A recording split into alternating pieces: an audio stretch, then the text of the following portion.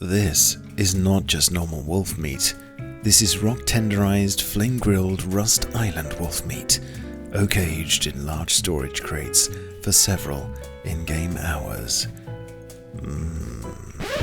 Who am I kidding? Greetings survivors and friends, SHADOWFRAX here with your full English Rust update, where this week we have brand new mugs, skinnable LRs and garage doors. But first, as we all know, Australia is the only country on earth where the general public are allowed to use barbecues.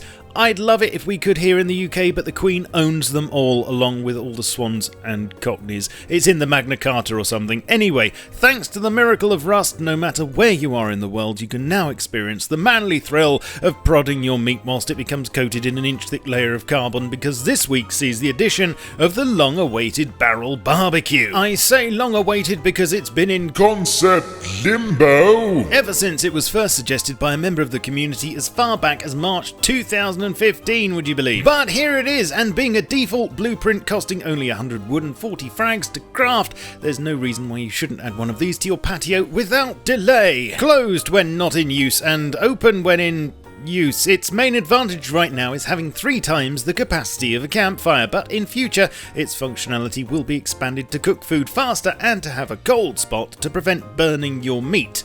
Hopefully. Personally, the fact that it's not set up to use charcoal as a fuel source is flying in the face of everything I believe about barbecues at the moment and hurting my brain, so I hope that gets sorted ASAP. The only wood I want to be using in one of these is hickory. Am I right, chaps? Anyway, I'm going to do something now that you've all been requesting for a very long time, and that is a face reveal.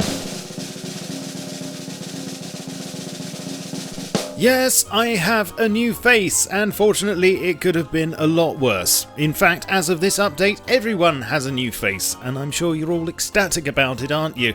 There have been a few delays in getting these in-game, but the upshot is that individuality just went through the roof with a much greater range of facial variations than ever before. Player preview lighting was adjusted, and the bulb was changed to give a bit more depth and better reflections from specular surfaces, and the first greasy tufts of hair have made their way into the game, albeit as uncraftable, non-spawning items of attire that only admins can use, so if you want a toupee, fake beard or merkin at the moment, you'll have to bat your eyebrows seductively at your local friendly server owner.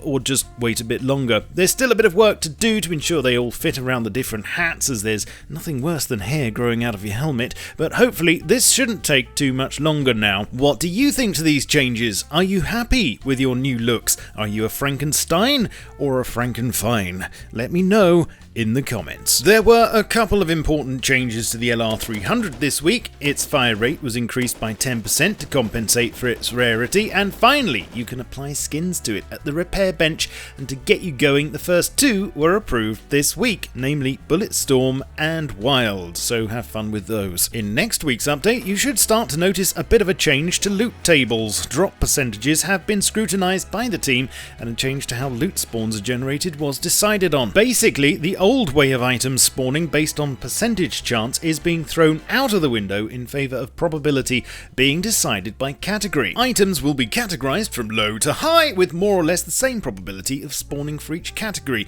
Lootable containers can then be set to spawn a set number of items from each one. So, for example, airdrops could be set to spawn 4 medium tier items, 2 rare items, and 1 very rare item. The result should be a much better distribution of loot items with less duplicates, but more importantly, a guarantee of getting at least a certain tier of item out of a certain type of container. We'll have to wait and see how it plays out, but it sounds like a step in the right direction. And in another small change this week, rugs and tables now require a hammer and building privilege to pick up. There were a few fixes worth noting too. Firstly, inverse kinematics were implemented for player animations so that foot placement takes terrain into consideration, thus adding another layer of believability. After the new view models were merged in last week, there was the inevitable bug infestation, including some strange weapon attachment positions, but these should be back to normal now. For server owners, automatic backups are no longer default now because a lot of server providers are doing it on their end. However,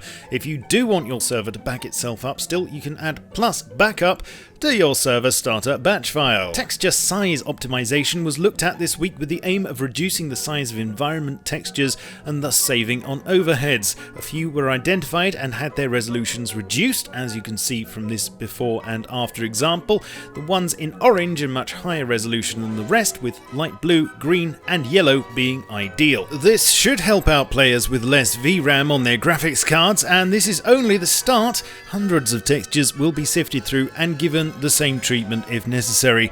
If, however, you do stumble across any overly blurry textures, then please report them to the team. Over to works in progress now, and AI work was focused on improving animal behaviour. They should be better at not getting stuck now, but most importantly, you'll notice that gunshots will spook them. The plan is to make what they hear, or don't, an important metric, meaning sneaking up and taking chickens by surprise will be a distinct possibility. Snow biome progress is still focused on the icebergs, with access points being tweaked and high poly models for ice sheets and floating debris.